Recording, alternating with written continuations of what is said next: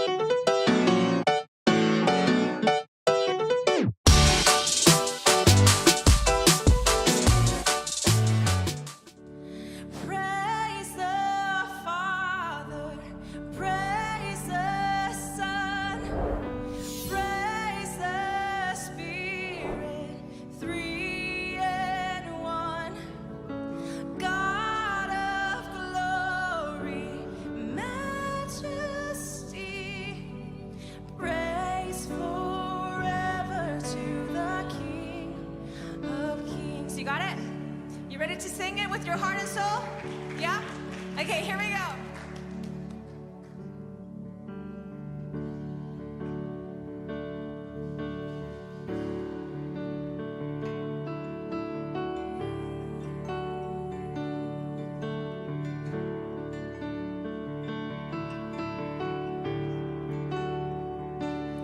In the darkness, we were waiting without hope, without life, till from heaven you came running. There was mercy in your eyes to fulfill the law and prophets. To a virgin came the word, from a throne of endless glory to a cradle in the dirt. Come on, we sing it out.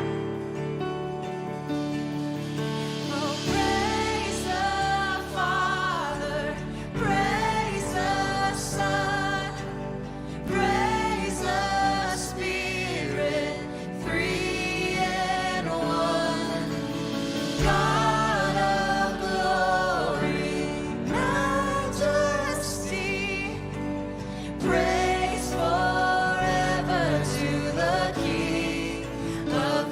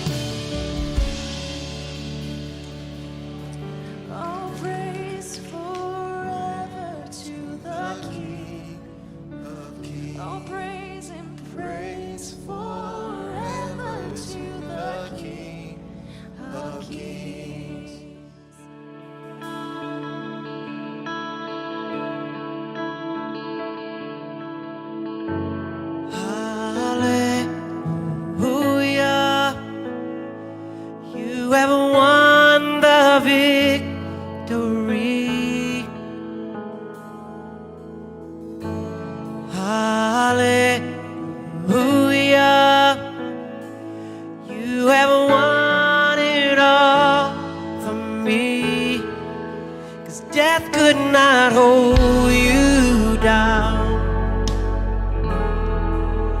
You are the risen King, seated in majesty. You are the risen King, 'cause death could not hold you down. You are the risen King, seated in majesty. You are the risen King.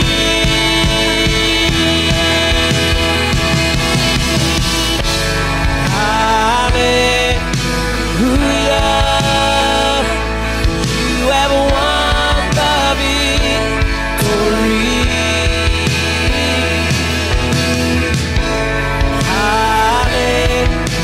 Hallelujah. You have won it all for me. Death could not hold you down. You are the risen King, seated in majesty. You are the risen King.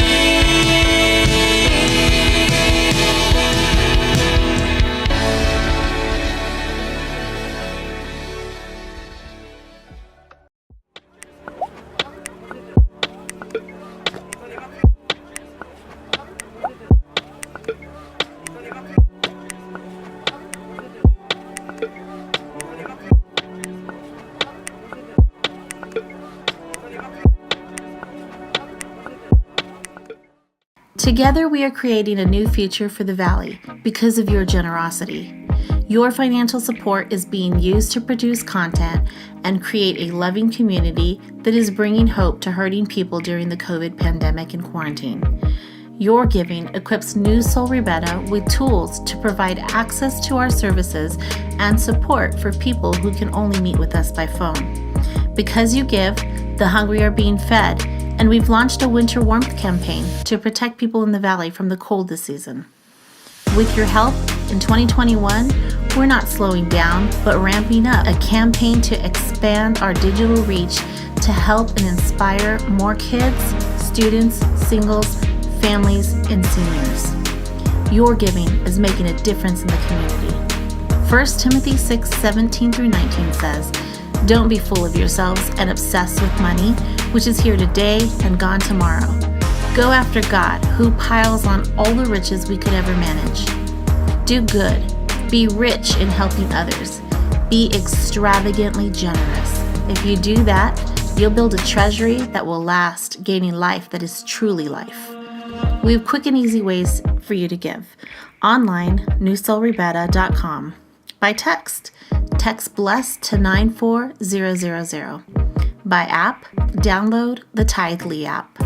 Or by mail, Newsoul Ribera, P.O. Box 574, Ribera, New Mexico 87560. To receive text updates from Newsoul Ribera, text Ribera to 94000.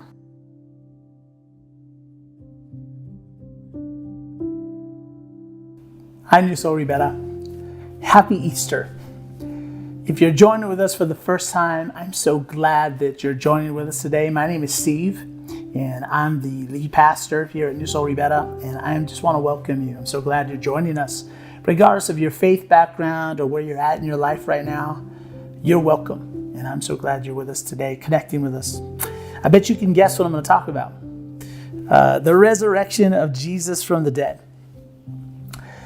That's what Christians all over the world are talking about this weekend. It's a really big deal. It's our Super Bowl. And it's a really big deal because the story of Jesus isn't worth telling if he's dead. If Jesus is dead, then you don't ever hear about Jesus. There is no church. There's no me. There's no Methodists or Presbyterians or Baptists or evangelicals. There's no Christians of any kind, of any brand. There's no Jesus. You wouldn't have heard of him. He was a carpenter from Palestine, born 2,000 years ago. He didn't own lands. He didn't win any great victories. He wasn't the governor of anything. This is it today, Easter. This is everything. If Jesus doesn't resurrect from the dead, we're not having this conversation. So who is Jesus? That's a question I think everyone should ask themselves. It's one of the most important questions I think you could ever ask yourself in life is, who is Jesus? You see, if you're new to Newsoul Ribera, we don't believe that Jesus is the Son of God. We don't believe in him because the Bible tells us so. In fact, if Jesus isn't raised from the dead, there is no Bible. There's no reason for a Bible. When I was a kid, for Easter, I was very immature and very dumb, obviously. And I used to think that Easter meant like, yes, we win. Like against all the other religions of the world, the Hindus and Muslims and Buddhists, like we win. Our guy rose from the dead, yours did. And it's kind of like we won, like it was a game or something. I'm grateful that I've matured in many ways.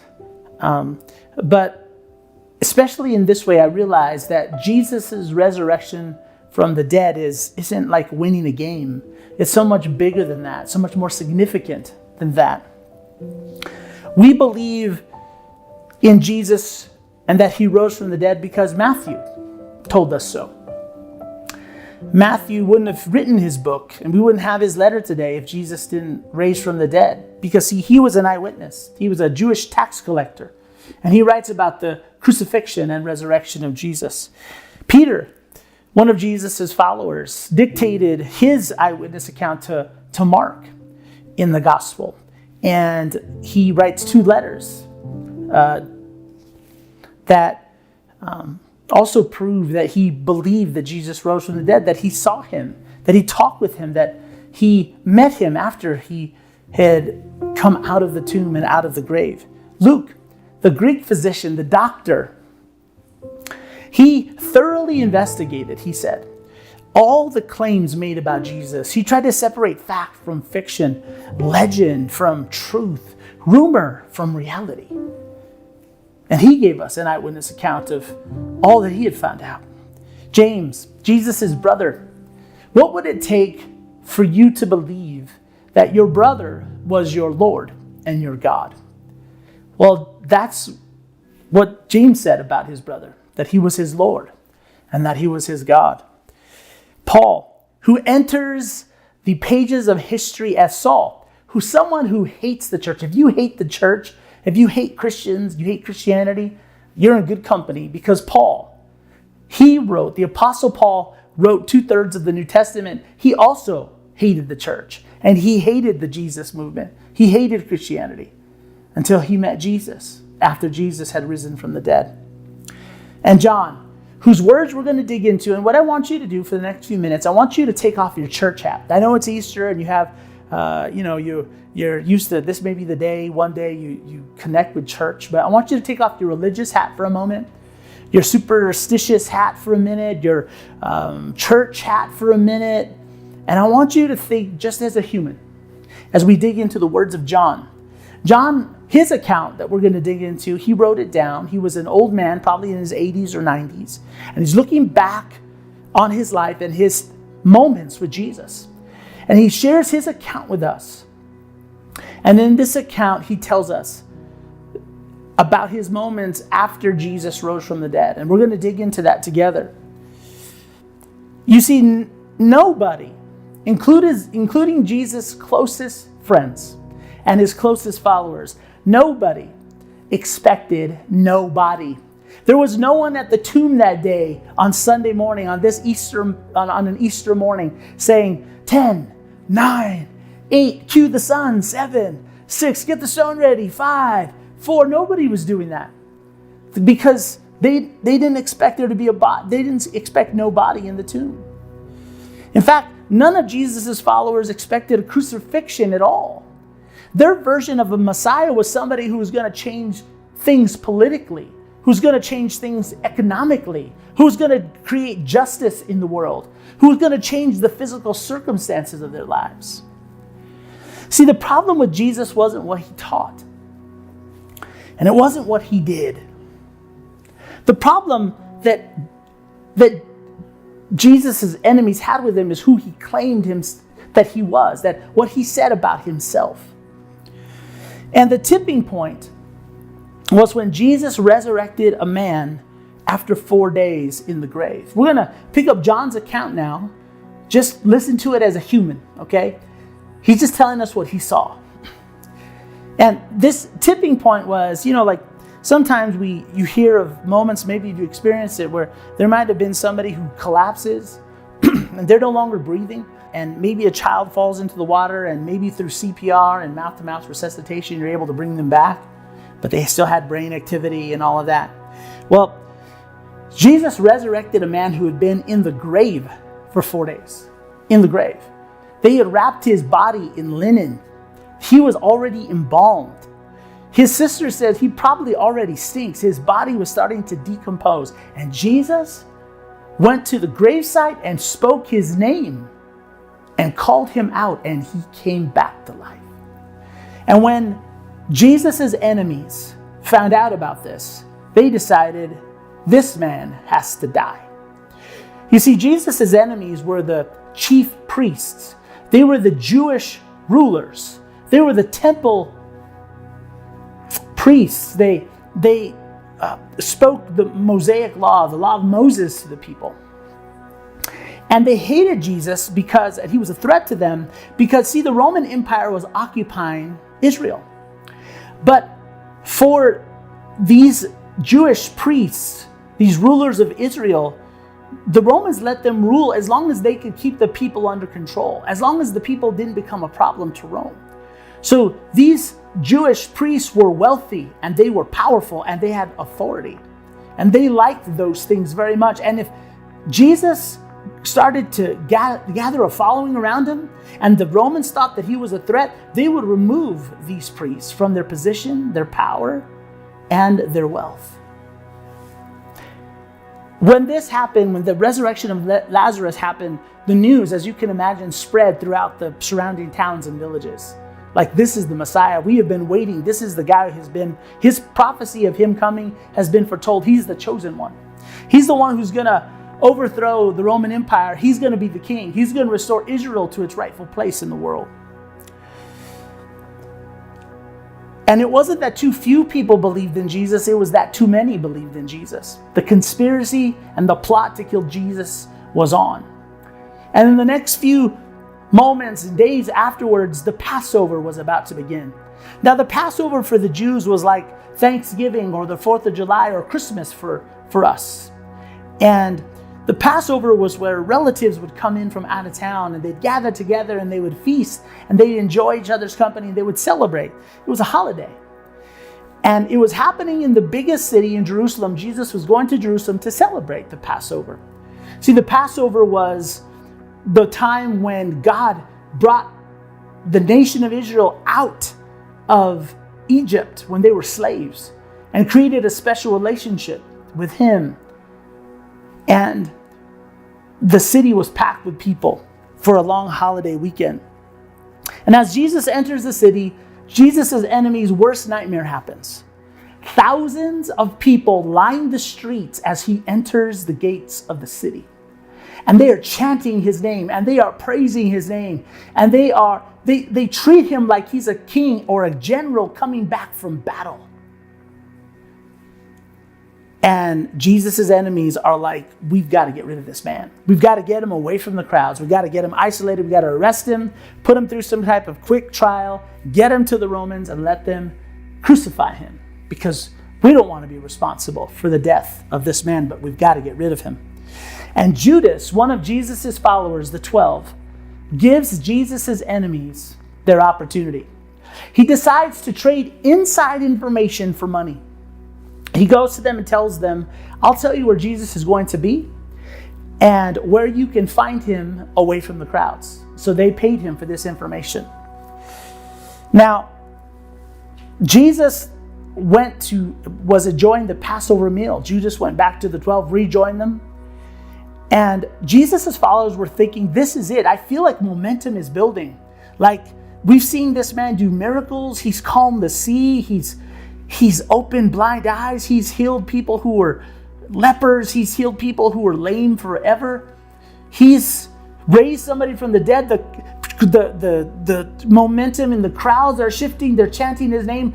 Something big's about to happen.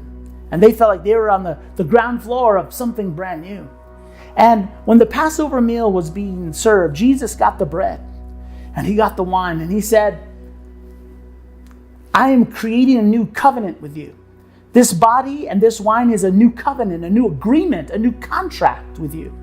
Now, Jewish people at that time, people in Israel, they knew all about covenants because that was what their relationship with God was created from. It was a contract, an agreement that they would be the chosen people of God and God would be their God. And if they met a certain amount of requirements, God would bless them and watch over them and keep them. And Jesus was saying, I am replacing that old agreement and I'm making a new agreement, new covenant. And this agreement isn't just for Israel. It's for the entire world. It's for all of humanity. And it only has one command, not 10 commands, not 600 commands, just one. That you love one another as I have loved you. So the meal is over. Sure enough, Jesus is vulnerable. Judas delivers on his word. The temple guards see Judas kiss Jesus on the cheek and they arrest him.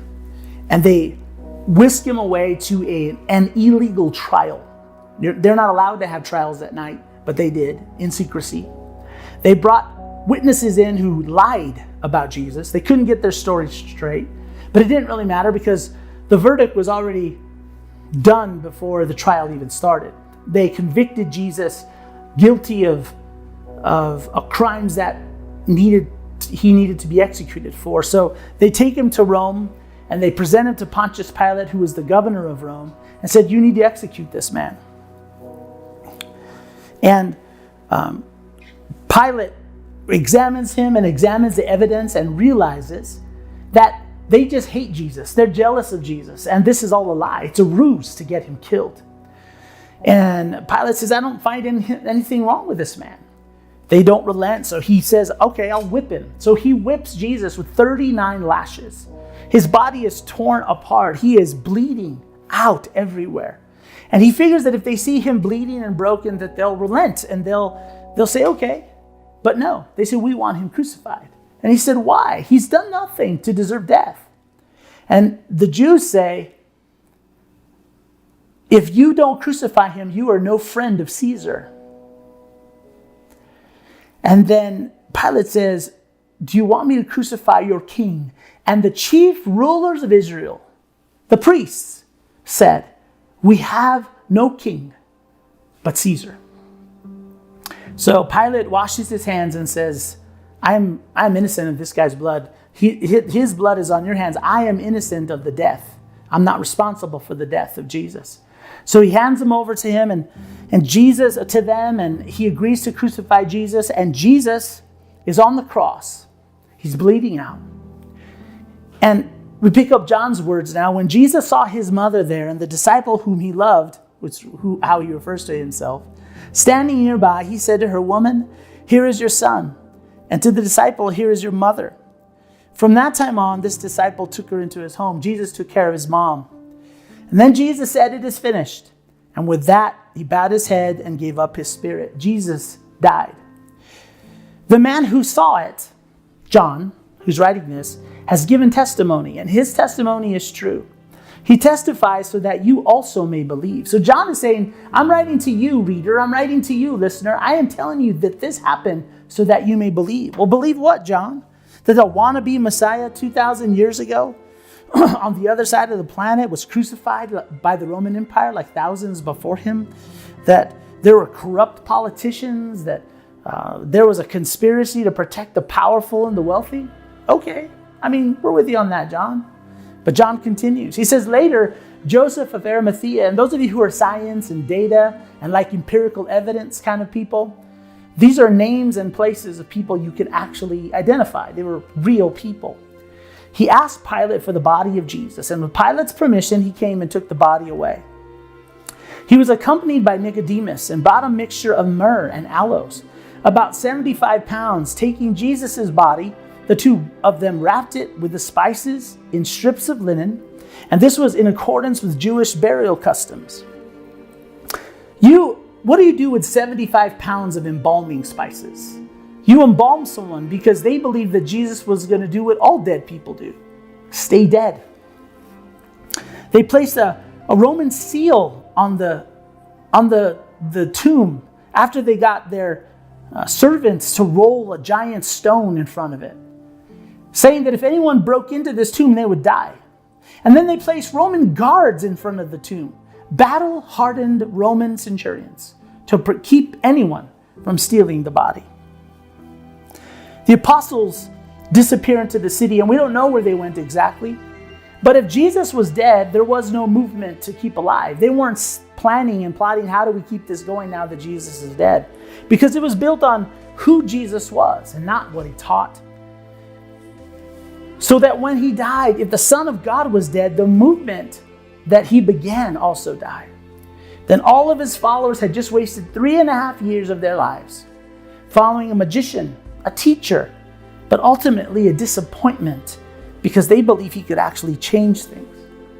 But early on Easter morning, early on the Sabbath, a Sunday morning, while it was still dark, Mary Magdalene, a woman whose life had been changed by Jesus, he had lifted her and her dignity. She went to the tomb and saw that the stone had been removed. So she came running to Simon Peter and the other disciple, that's John, and said, "They have taken the Lord out of the tomb, and we don't know where they have put him." You see, she didn't say that he rose from the dead. They say they took his body because nobody expected nobody. So Peter and the other disciple started for the tomb. Both were running. But the other disciple outran Peter and reached the tomb first. Now, I can imagine that when John is writing this, he's an old man now, and Peter's already been executed in Nero's Rome, and he's chuckling. I beat him. I outran him to the tomb. And it says that he bent over and looked in at the strips of linen lying there, but did not go in. See, John's being really transparent with us. He ran to the tomb, but he didn't go inside because it was dark. And a dead body might be in there, or it was in there. And there's strips of linen there, and he doesn't know what he's going to find in there. Then Simon Peter came along behind him and went straight into the tomb, because that's what Peter always did. He just ran straight into everything. And he saw the strips of linen lying there, as well as the cloth that had been wrapped around Jesus' head. The cloth was still lying in its place, separate from the linen. Now you tell me, what thieves steal a body and unwrap the body of all the linen and disembalm the body? Finally, the other disciple, John, who had reached the tomb first, also went inside. And he saw and he believed. John is telling us here, when he walked in there, suddenly he realized everything had changed. You see, even Jesus' closest friends doubted and no longer believed. So if you doubt and you no longer believe, you're in great company. John saw with his own eyes, and then he believed that Jesus, the Messiah, the Son of God, he didn't come to be a king in the way he had always thought, but something more, that Jesus was someone more. He may have said to himself, so if Jesus rose from the dead, then that means he got it. He finally understood. After the resurrection, Jesus appeared to his followers. He even made breakfast for them on the beach. He walked with them and talked with them. They touched him. Many people saw him alive. But there was one of the 12 that wasn't with them and hadn't seen Jesus yet. And he figured that he had wasted 3.5 years of his life on this wannabe Messiah who did magic tricks and taught love. He had faith and it died. He had hope and it was crushed. He had trusted and it was disappointed. Now Thomas, one of the 12, was not with the disciples when Jesus came. So the other disciple told him, "We have seen the Lord." But he said to them, unless I see the nail marks in his hands, and put my finger where his nails were, put marks in his hands, and put my finger where the nails were, and put my hand into his side, I will not believe. Thomas was not superstitious. He wasn't going to take it on faith anymore. He wasn't going to take it on trust anymore. He would say, I did believe, and I watched my belief and hope bleed to death on a cross. I saw it get chewed up and spit out by the corrupt and the powerful. You see, nothing changes in this world. It never will. I'm done with hope and faith. I need more than to take yours or anyone else's word ever again. I need proof this time. And a week later, his disciples were in the house again, and Thomas was with them this time, though the doors were locked. And Jesus came and stood among them, and he said, peace be with you. And he said, peace be with you, because if someone shows up when all the windows and doors are locked, and they weren't there when you locked them, you're going to freak out. Then he said to Thomas, put your finger here. See my hands. Reach out your hand and put it into my side. Stop doubting and believe. Jesus showed up to talk to Thomas. He showed up to talk to one person. One person was that important to him. How did Jesus know what to say to Thomas? He knew exactly what Thomas needed. He knew what Thomas was struggling with. He said, stop second guessing, Thomas. Stop hesitating. Stop asking, well, what about and what if and how do you explain? Jesus said, here is your proof and your answers to your questions. Believe what your eyes see and what your ears hear, what your fingers and hands tell you. Then Thomas said to him, my Lord and my God. Thomas got it. He understood after all the teaching, after all the miracles, nothing else made it come clear to him. But when he saw Jesus alive again, he understood who he was talking to and who Jesus really was. Then Jesus told him, because you have seen me, you have believed. But blessed are those who have not seen and yet have believed. Jesus said, you believe in me because you've seen me. And none of these others around you, these other followers, none of them believed either until they saw. And John is writing these words of Jesus, and it's almost like he's saying, you, reader, you in the future, you who will hear this story one day. It's like Jesus is saying, wherever you are and whenever you are, blessed are you who believe, even though you haven't seen like these have seen. Jesus performed many other signs in the presence of his disciples, which are not recorded in this book. But these are written that you may believe that Jesus is the Messiah, the Son of God, and that by believing you may have life in his name. Why should we believe you, John, as you write this? Because the buried body of Jesus came back to life. And it proved that he really was more than a moral teacher and a magician or a religious figure. If John were here today, instead of me talking to you and telling you what he saw and what he touched and what he heard, this is what he would say. I recorded these things for you, that you may believe, like I believe.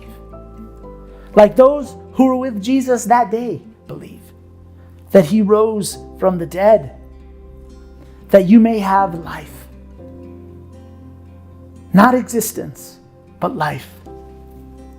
For God so loved the world, John would say, that he gave his one and only Son, that whoever believes in him shall not perish, shall not be lost to God, but have eternal life. This is the good news. This is the gospel.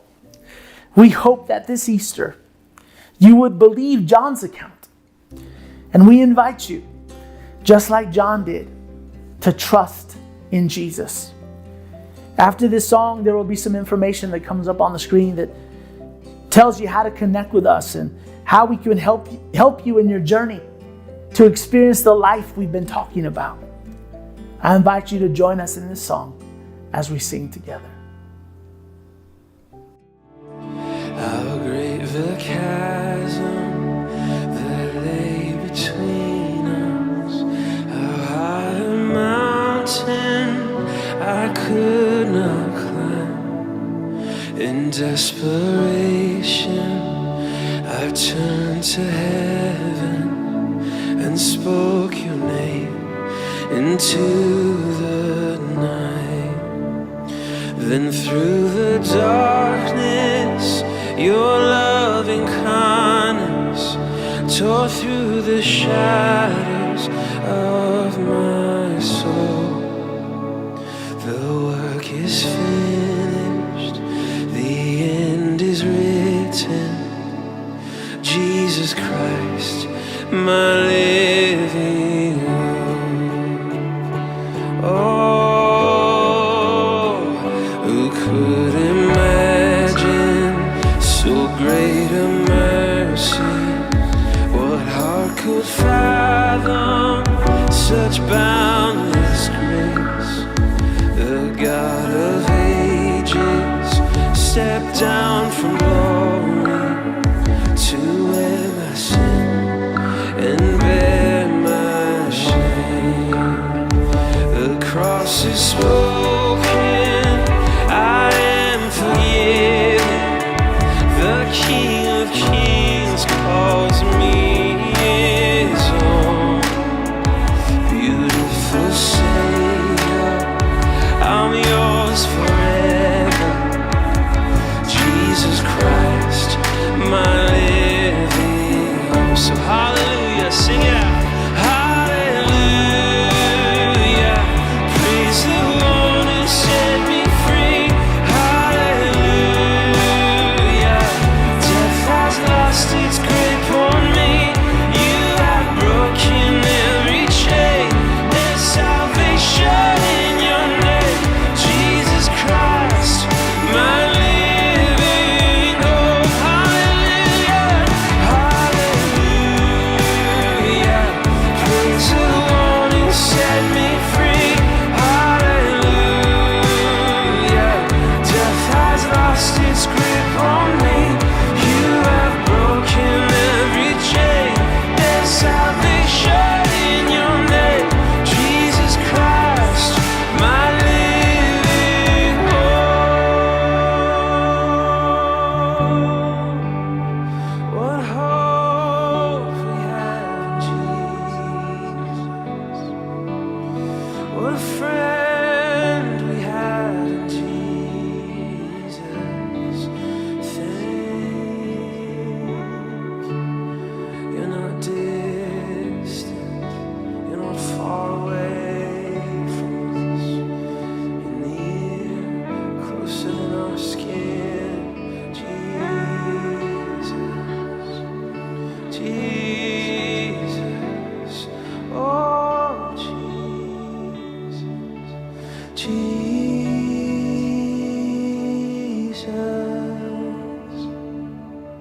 Jesus,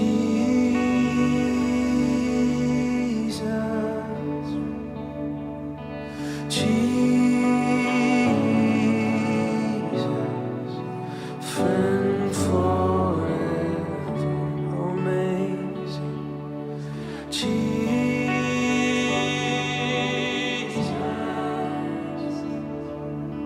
Jesus,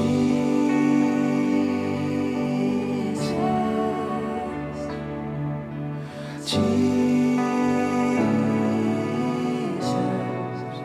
friend forever.